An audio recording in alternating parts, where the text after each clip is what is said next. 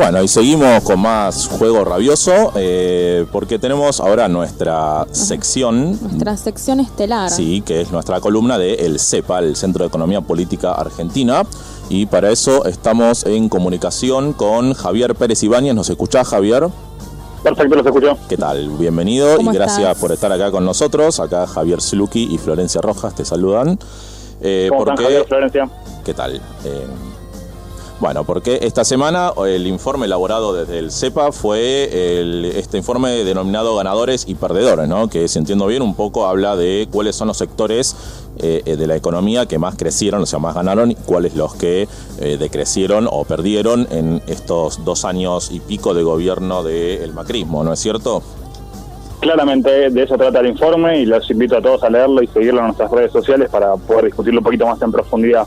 Bueno, la cuestión es esta: las semanas anteriores en Argentina han sido muy buenas noticias para el gobierno en términos estadísticos y ha publicitado un conjunto de victorias, podríamos ofrecer, al segundo cuatrimestre 2017. Ha bajado la pobreza, ha bajado el desempleo, y entre ellas, y un poco la que pasó de largo y con todas las anteriores no pudimos discutir, fue que también dijeron que creció la economía un 2,9%.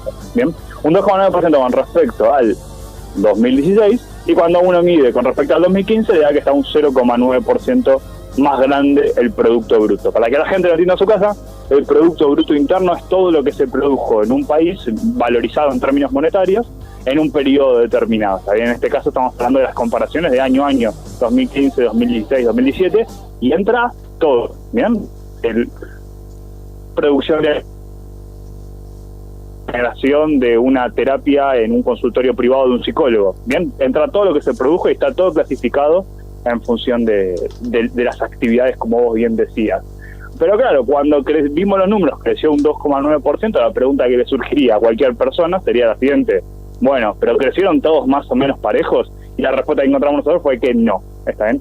Cuando se compara, y acá es lo interesante, qué cantidad de valor añadió cada uno de los sectores entre 2015 y entre 2019, nos encontramos con la siguiente diferencia. Por ejemplo, la intermediación financiera representó en 2015 el 3,9% del valor agregado en ese año, pero en el 2007 representó el 4,7% del total de valor agregado. Esto quiere decir que la intermediación financiera creció un 0,7% en su peso estructural en el Producto Bruto Interno. Javier, esto la convierte... te interrumpo un ratito. Sí. ¿Puedes explicar específicamente qué es la intermediación financiera y qué mecanismos crece? Bien, la intermediación financiera hay por lo menos 3-4 actividades hacia adentro que están ahí divididas, y es interesante porque nosotros estos sectores que nosotros construimos para armar el informe se puede todavía subdividir hacia adentro un poquito más, ¿también? Pero nos parecía que ya se ponía más complejo el dato, más que ser explicativo. Pero la intermediación financiera es todo aquello que tenga que ver con la compra y venta de títulos, la compra y venta de títulos, bonos, acciones, etcétera, la venta y toma de préstamos, y algunas cositas más que son más pequeñas, como las comisiones que cobran los bancos. Todo lo que está asociado a la actividad bancaria, pero la quiero dividir en esto: la toma y préstamo y adquisición de préstamos, es decir, cuando un banco financia algo productivo, o la compra y la venta de títulos, bonos y acciones, ¿está bien? Cuando nosotros vimos, como te decía, un poquito más hacia adentro, dentro del gran concepto de intermediación financiera, lo que fuertemente creció es la actividad especulativa, la compra y venta de bonos, acciones y de moneda, ¿bien? Eso fue lo que creció entre un año y otro. Y por otra parte estabas especificando, y un poco te interrumpimos, cuáles son los sectores que menos crecieron o que más se vieron perjudicados estos 2 años. Sí, podemos decir que la intermediación financiera es el gran ganador, con un conjunto de medidas muy muy importantes, como la liberación del mercado de capitales, como el fin, por ejemplo, de lo que se llamaba el cepo o el límite a la libre compra de moneda extranjera, o la fuerte aumento de tasa de interés, como se da en la particularidad con las letras estas particulares del Banco Central, que son las LEBAC. El otro segundo gran ganador es la electricidad, gas y agua, es todas las empresas que producen servicios públicos. Ella pasando a representar el 1,4 en 2015 de todo lo que se produjo, a representar el 2%, creciendo un 0,6 puntos porcentuales entre un año y otro. Y acá lo que está detrás es el tarifazo. O sea, estas empresas vieron crecer fuertemente su participación en el producto, en la medida que lo que pasó fue que empezaron a manejar grandes ganancias a partir de aumento de tarifas. el tercer gran ganador, y les invito a ver si lo pueden adivinar. ¿Quién fue el tercer gran ganador de 2015 a 2017? Nos mataste.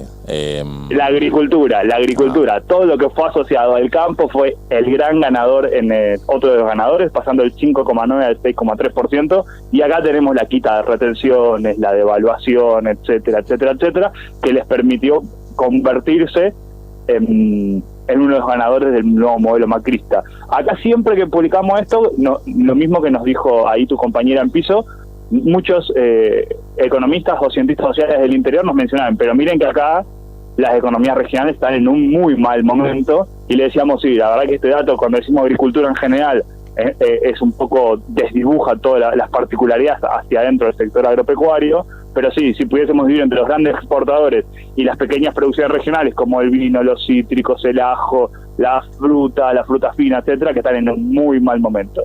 Y cuando vamos para el otro lado, hacia los perdedores, nos encontramos que los que más trabajo aportan o aportaron históricamente en la Argentina fueron los que más perdieron entre 2015 y 2017. Por un lado, anteúltimo está la construcción. La construcción vio decrecer su participación del 1,6 al 15,4 entre 2015 y 2017. Esto fue fuertemente por el principio del 2016, donde se paralizó directamente la obra pública y se cerraron un montón de construcciones que se venían haciendo. Ahora bien, cuando miramos la foto un poquito más dinámica, en 2017 pega un repunte y vuelve a crecer, y vuelve a posicionarse por encima del promedio de la economía. Entonces, ¿la construcción cayó por el sector público o también por el privado?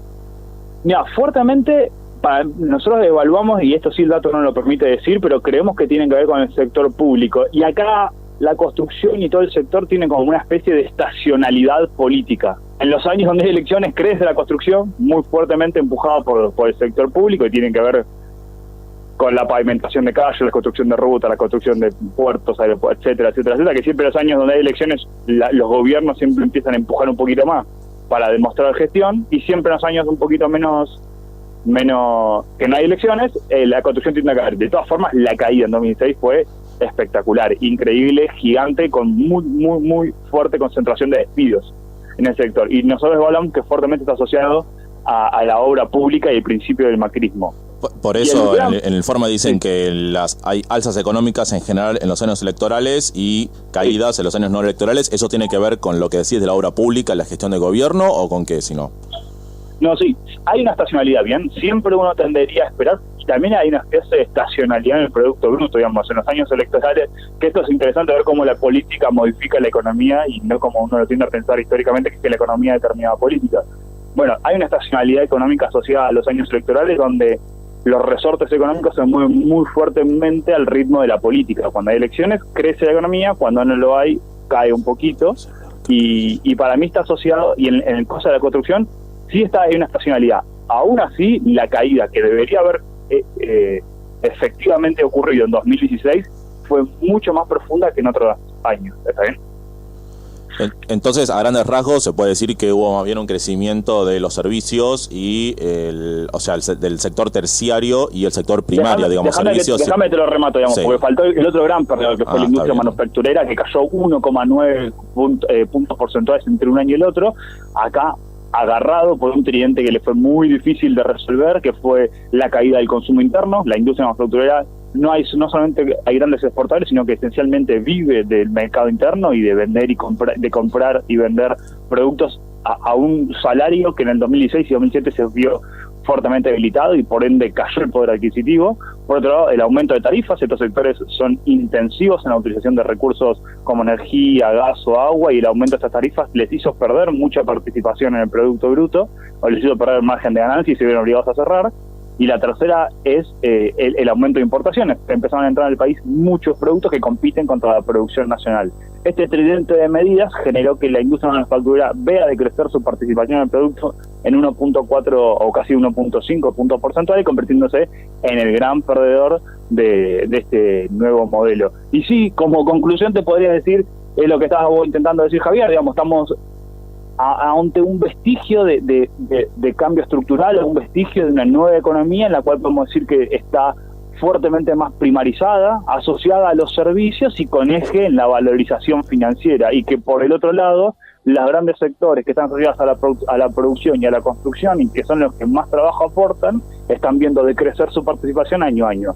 Por lo menos hoy, a 2 años del gobierno macrista, estamos todavía un poquito cortos como para hacer grandes conclusiones, pero podemos decir que hay una especie de primigenio cambio en cómo funciona la economía, por lo menos en los últimos 15 años. Javier, ¿y cómo eran estas tendencias durante los gobiernos kirchneristas? Bueno, la verdad es que podríamos decir que la industria vio muy fuertemente aumentar su peso, sobre todo en un muy mal momento como fue el principio de los 2000 y en comparación con la convertibilidad. La industria venía creciendo fuertemente en lo que podríamos decir el Producto Bruto Industrial y aumentando cada vez más su participación.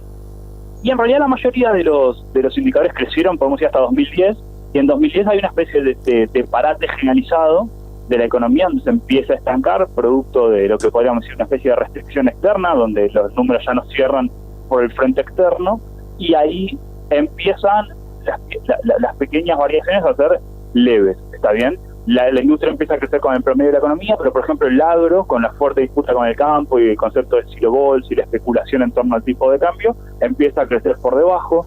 Del sector financiero siempre crece por debajo del promedio en estos años, y también los servicios públicos. Recuerden cuando Denor, Sur, todas estas empezaban a quejarse contra el gobierno que con las tarifas actuales ellos no podían hacer inversiones. Y por el otro lado, los que más crecían en la construcción, la industria siempre muy pegada al promedio de la economía, y el comercio y las ventas y el mercado interno era lo que más crecía por arriba del promedio desde este segundo momento, de 2010 hasta el 2015. Sí, y a nivel global... O sea que hubo una pequeña reversión, perdóname, te decía, digamos, la industria empieza a crecer por debajo fuertemente, la construcción también, el comercio también, y empiezan a haber nuevas actividades que fueron las históricamente venían creciendo por debajo, como el agro, las finanzas y los servicios públicos empiezan a crecer por arriba del promedio. A nivel global, ¿se da una tendencia similar a la de Argentina estos últimos años? Mira, la verdad es que no sé si te lo podría confirmar tan así, pero sí que a nivel global estamos en un mundo súper financiarizado, en el cual la lógica del sector financiero se terminó comiendo las demás producciones, y ahora lo que importa es obtener ganancias rápidas de corto plazo con altos niveles de retorno a las casas matrices. Pero bien, no te podría decir, sí, me parece que hay un gran cambio con la llegada de Donald Trump, en donde probablemente, perdón, me acabo de tomar un mate mientras escuchaba tu pregunta, con la llegada de antes de decir Donald Trump uno tiene que tomarse un mate en voz alta. Bueno, con la llegada de Donald Trump empieza a haber un cambio fuertemente en las condiciones mundiales de cómo es pensado la producción a nivel mundial, y Donald Trump pone un parate y dice, empecemos a cortar con esto, porque lo que termina pasando que en esta fuerte lógica financiera, los grandes capitales se fueron mudando hacia países donde las ganancias eran más altas. Bien, como podemos decir, en países con menores regulaciones laborales, o con menores tasas impositivas, o con menores problemas a la entrada y salida de capitales, es decir, países un poquito más endebles en torno a su estructura jurídica económica, y se fueron terminando yendo a países como México o el sudeste asiático, los países de Europa del Este como Hungría, Polonia, Ucrania, y se mudan los grandes capitales hacia esos sectores. Y lo que termina pasando es que las economías centrales empiezan a ser un poquito más debilitadas, empiezan a tener menos trabajo de menor calidad, empiezan a tener menos producciones, empiezan a tener déficit en sus cuentas externas, porque empiezan desde los países particulares, por ejemplo Ford, que es una típica empresa norteamericana, empezaría a traer sus autos desde Malasia hacia Estados Unidos, ¿bien? Entonces empieza a registrar un déficit en la cuenta corriente externa la economía estadounidense. Con la llegada de Donald Trump dice America First, o primero América, y lo que se produce acá se hace acá, y si no quieren no lo dejamos entrar nunca más. Entonces yo creo que hoy también estamos en un cambio a nivel mundial sobre esta primacía del sector financiero, y podemos empezar a ver algunos rasgos de que vamos a un mundo un poquito más productivo, pero de todas formas también es como muy vaticinar ese futuro es todavía un poquito arriesgado con lo poco que ha transcurrido. Bueno, Javier, clarísimo, muy interesante. ¿Algo más, Florencia, acá? No, sí, se me ocurrió tal vez que cómo definirías esto de las políticas proteccionistas que quiere implementar Trump, y si puedes hablar un poco de cómo afectarían estas políticas en Argentina. Bueno, es una gran pregunta la que haces. Estamos en un momento de lo que podríamos definir guerras comerciales. ¿Qué son guerras comerciales? Cuando países empiezan a... Si tenemos 2 segundos, arrancamos un poquito más para atrás. Después de Segunda Guerra Mundial hubo un gran consenso a nivel internacional, conducido por la Organización Mundial del Comercio, que eran las grandes potencias unidas post Guerra Fría, diciendo hay que cambiar las reglas de juego, y acá vamos a bajar las tarifas y las tasas a las importaciones o los aranceles a cero, y vamos a comerciar todos con todos. En ese de comerciar todos con todos, digamos, los grandes ganadores fueron los que eran los países más productivos, los países centrales, y nosotros, los países tercermundistas, empezamos a perder en ese intercambio, sobre todo desigual, entre países desarrollados y países subdesarrollados o países en vías de desarrollo.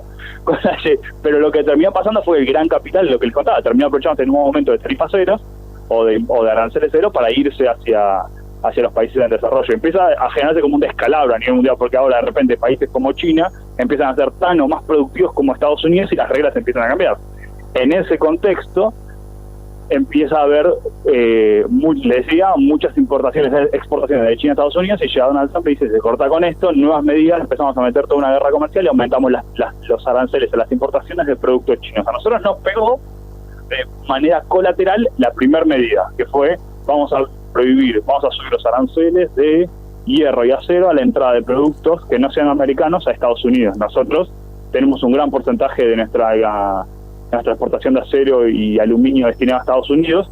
Si la medida llegase a afectarse, por ejemplo, tenderíamos a crecer un 8,5% en nuestro déficit comercial, que ya está súper alto. Bien, por ejemplo. Pero como contramedida de eso que hizo Estados Unidos, ahora China dijo que no va a permitir que ingresen a China productos elaborados de Estados Unidos. Y ahí se abre una nueva oportunidad para nosotros, porque lo que no colocamos en Estados Unidos, tal vez lo podemos colocar en China, que es un mercado más grande y hasta de alguna manera más adaptado a nuestra economía. Por ejemplo, con productos como soja, aceite de soja, harina de soja, etcétera, etcétera, etcétera. Es un gran momento, creo que es un gran momento mundial para poder aprovechar oportunidades comerciales y conquistar nuevos mercados. Lamentablemente, en Argentina tenemos un gobierno que sigue creyendo que el mundo juega con las reglas del periodo anterior, de donde conducía el OMC y donde, por ejemplo, siguen empujando por un tratado de libre comercio con Europa o con la Unión Europea, donde claramente lo que vamos a terminar recibiendo desde ahí es todo lo que la Unión Europea no pueda colocar ni en Estados Unidos ni en China, porque el proteccionismo lo va a colocar en Argentina a mucho menor precio, destruyendo toda nuestra industria local. Es momento para tener políticas comerciales activas, intrépidas y gente que sepa leer de alguna manera el nuevo momento mundial, y no creo que este sea el gobierno de Cambiemos esté capacitado, con lo cual creo que vamos a desperdiciar una gran oportunidad para visitar nuevos mercados, vamos a sufrir el coletazo de esta nueva guerra comercial donde nos van a invadir con un montón de productos desde afuera. Y lo último, y si terminamos, vos hablabas también de la exportación de Argentina a otros países, también de productos primarios como la soja, pero ¿cómo afectaría esta política que vos decís de tendencia a tercerizar la producción también industrial en Argentina? Acá recordemos que somos un país de producción de autopartes, o de ensamblamiento por lo menos. Por ejemplo, sí, hay fábricas como Ford y otras que acá ensamblan autopartes y se las exporta a otros países. Argentina no es un país caro, o no se está volviendo un país caro también por sus vaivenes económicos en esta política, en esta intención de las potencias centrales de diversificar sus fábricas a países más baratos, digo. Sí, nosotros somos un país caro, y eso sí, sobre todo caro para contratar a un trabajador argentino con los niveles de formalización y nivel de movilización sindical que hay en Argentina. Somos un país caro contra México, contra Brasil, y ni que hablar contra el sudeste asiático, donde pagan salarios cuasi de subsistencia o similares a algo que podríamos llamar como esclavitud. ¿Está bien? En ese sentido somos un país caro, pero hay algunas lógicas, y esto es siempre interesante. Argentina, nosotros nos pasó con 2 o 3 cadenas globales muy particulares. Podemos hablar de la industria automotriz, como mencionaste, nos pasa también en los electrodomésticos, y nos pasa en algunita más, pero más pequeña. Nosotros recibimos un conjunto de piezas y partes, y lo que hacemos es ensamblarlas y sacar el producto final. Por ejemplo, autos, o por ejemplo celulares, o por ejemplo heladeras. ¿Saben? Nos pasan esas 2 o 3 industrias. Por lo menos hay que decir que es más positivo ensamblarlo acá que traerlo finalizado de afuera. Bien, eso es mejor porque genera trabajo, genera valor agregado, y hasta algo que no queda muy claro a veces en estos análisis se genera innovación, porque aprendemos a nivel local cómo hacerlo y cómo producirlo, lo cual siempre es positivo. Como contrapartida está lo que creo que vos también fue lo que quisiste mencionar. Un auto en Argentina es más caro que en otros lugares del mundo, un celular es más caro en Argentina que en otros lugares del mundo, un televisor es más caro, claro, porque al traer las piezas y agregarle acá en Argentina este salario caro del que estamos hablando, se vuelve más caro. Pero creo que es una rueda que se beneficia a todos contra todos, porque hay salarios caros, productos caros, pero todos tienen trabajo y todos consumen, lo cual es mejor que de la otra manera. Y como contrapartida, no creo que estemos yendo hacia un mundo donde haya más de este tipo de lo que vos decías, de industrias de ensamblamiento. De hecho, todo lo contrario, creo que se van cada uno a volver a sus países centrales y a empezar a exportar desde sus países centrales. Pero hay que tener en cuenta que hay algunas industrias que tienen lógicas más regionales que mundiales. Por ejemplo, la industria automotriz. En ese sentido hay como una cierta idiosincrasia en torno a los modelos y la forma de producir autos y la forma de manejar, que cada región no es tan simple como enviarlo a otro lugar del mundo hacia ese país. Por ejemplo, la industria local argentina tiene una cierta preferencia por cierto tipo de autos, con cierto tipo de características, con cierto tipo de formas que no son las mismas que en Estados Unidos, que en Europa, ni que hablar de que los volantes deben ser cruzados, o un cierto tipo de preferencia por cierto tipo de autos que no es lo mismo que Asia. Entonces tiene una lógica más regional y no creo que los capitales se vayan de Argentina en este contexto, porque tienen que producir particularidades para el mercado argentino y brasilero. Bueno, Javier, ahora sí, clarísimo y muy interesante, así que te agradecemos por tu tiempo y estaremos en contacto hasta la próxima vez. Dale, les agradezco por el llamado, nos vemos. Dale, hasta luego. Chao, que estés bien. Hablábamos con Javier Pérez Ibáñez, decíamos, que es sociólogo, especialista en economía e integrante del Centro de Economía Política Argentina. Ahí está.